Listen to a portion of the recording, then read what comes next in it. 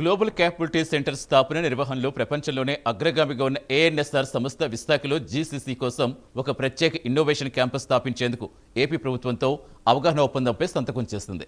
రాష్ట్ర IT electronics శాఖల మంత్రి నారా లోకేష్ సమక్షంలో ఈ మేరకు ఒప్పందం కుదిరింది. ఏఎన్ఎస్ఆర్ సంస్థ మధురవాడ ఐటీ క్లస్టర్లో అత్యాధునిక జీసీసీ ఇన్నోవేషన్ క్యాంపస్ ఏర్పాటుకు పెట్టుబడులు పెట్టనుంది. ఈ క్యాంపస్ ద్వారా రాబోయే 5 ఏళ్లలో 10,000 మందికి పైగా ఉద్యోగాలు కల్పించనుంది. ఏపీలో అత్యుత్తమ ప్రతిభ గల పర్యావరణ వ్యవస్థను ఉపయోగించుకోవడంలో ప్రపంచ స్థాయి సంస్థలకు ఏఎన్ఎస్ఆర్ మద్దతిస్తుంది. ప్రపంచ స్థాయి ప్రతిభ, బలమైన మౌలిక సదుపాయాలు, విజనరీ లీడర్షిప్ మేలుకలయికగా ఉన్న విశాఖ మహానగరం అద్భుతాలు సృష్టిస్తుందని ఏఎన్ఎస్ఆర్ సంస్థ సీఈఓ లలిత్ అహూజా తెలిపారు. విశాఖలో తాము ఏర్పాటు చేసే ఇన్నోవేషన్ క్యాంపస్ ప్రపంచ స్థాయి ప్రతిష్టాత్మక సంస్థలకు గమ్యస్థానంగా మారబోతుందని చెప్పారు.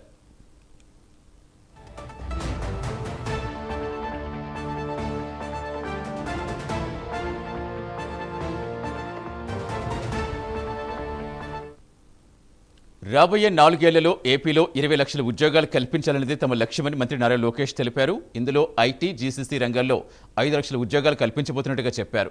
ఇందుకోసం విశాఖ మహానగరం నుంచే తమ ప్రయాణం ప్రారంభించామన్నారు.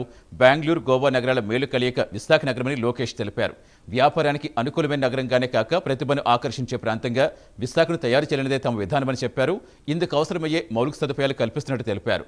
భారత్లో టాప్ 100 ఐటీ కంపెనీలు ఏపీకి రప్పించాలన్నదే తమ లక్ష్యంగా మంత్రి లోకేష్ చెప్పారు.